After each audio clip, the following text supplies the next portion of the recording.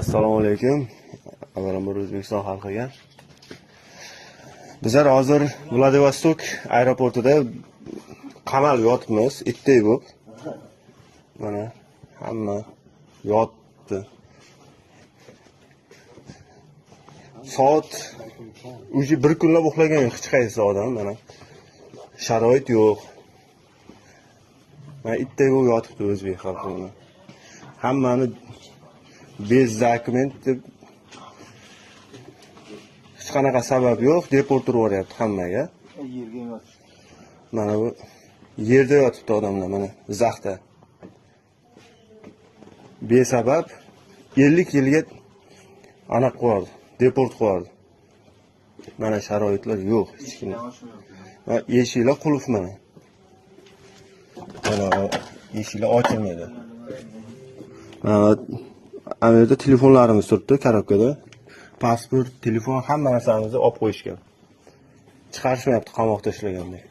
Mana odamlar sovqatib yotibdi, zaxt hamma yo'q. Ikkita xona 50 kishini tiqqandi. Zaxt. Bitta xonaga 60 kishini tiqqanman. 67 ta ovqat yo'q mana, hammasi och qolgan mana. Mana hech kimda sharoit yo'q. Na suv beradi, na ovqat beradi, bitta joyga qamab qo'ygan. 3 kundan beri yotibmiz. 50 yilga deportirib yuborgan, hozir ko'rsataman. Mana qog'oz berilgan bizga. Biz hali birinchi marta kelishimiz, lekin nimaga deportirganini biz haligacha sababini tushunmayapmiz.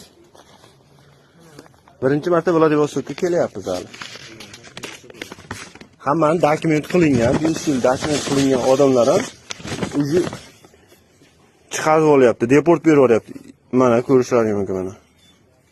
50 yilga deport berib yuboryapti. Mana o'zbekchasi bu yerda yozilgan. Ovqat ham yo'q, suv ham yo'q, hech narsa yo'q. Sharoit vahshiy yo'q. O'zbekiston xalqiga shuni iltimos qilib qolardik, umuman kelmasliklarini. Umuman kelib o'tirmanglar Rossiyaga. Sharoit mana. Bolalar bir kunlab uxlagan yo'q umuman.